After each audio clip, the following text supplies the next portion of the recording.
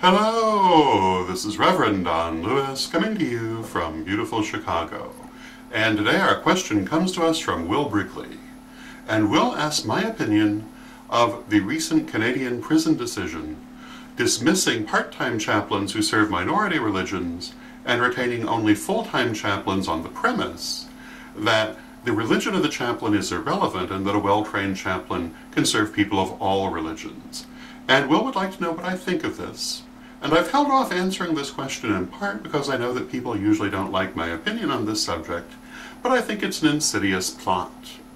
I've talked before about Christian dominionists, which is to say, that kind of radical Christian who believes that Christians have an inherent right to rule the universe and all countries, and I think that this is part of their overall strategy. We're seeing the same thing happen in parts of the US, and it's usually presented as a cost-cutting measure, although in fact it usually doesn't cut much in the way of costs. And I personally think it's a matter of proselytization. I think that what you see when this happens is that those full-time chaplains are almost universally evangelical Christians. I believe in the part of the Canadian prison system that was affected by this, there was one single full-time chaplain who was not an evangelical Christian, and the others all were. And with the evangelical Christians, they really don't serve people of other religions, they proselytize them. And I think that's all that's going on, and I think to look at it in any other way, as pagans, would be very foolish. And the Christian dominionists have been pressing their agenda around the world for many years now. You have undoubtedly heard, if you watch the vlogs for any length of time, about the witch hunts in Africa. You may have heard about the recent so-called, quote, kill the gays bill, unquote, that just passed in Uganda. And these things all have to do with that global outreach on the part of Christian dominionists.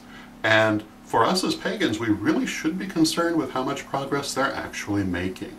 A number of the things that you're seeing going on around the world today would have been unheard of when I was young, or at least, if they were happening, that have been considered shocking. And today they're making a lot of progress. And we really need to be watching this, we need to be aware of it, and it should be a matter of great concern to us.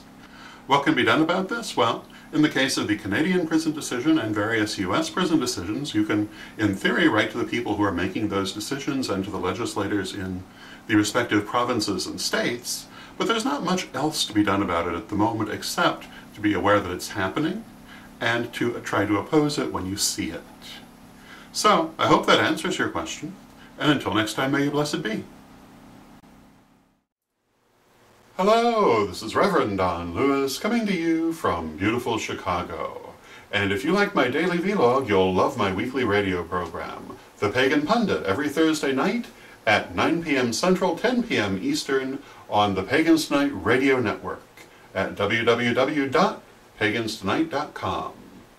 Join us as we discuss the witchness of the why, the nature of God, the universe, and everything, and bring your questions, because our show is driven by listeners' questions. I'll look forward to seeing you there, and until next time, may you blessed be.